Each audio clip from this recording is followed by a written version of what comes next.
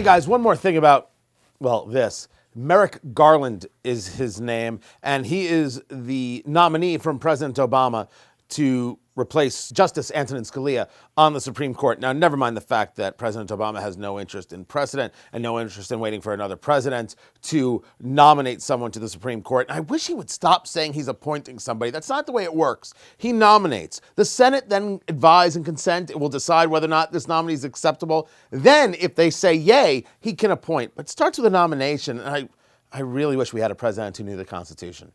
Anyway, the story here is not about President Obama, although that's also a great story. It's about Merrick Garland and how Merrick Garland is not qualified to be on the Supreme Court. Now, I'm not saying he's a bad guy. He might be a great guy and a great family guy and all that jazz.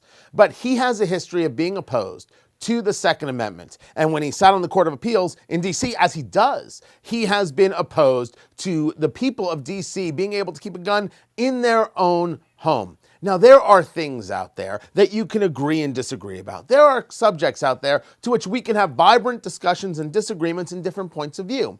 But the Second Amendment is, as Justice Scalia was so clear in discussing, it is the people have the right to keep and bear arms.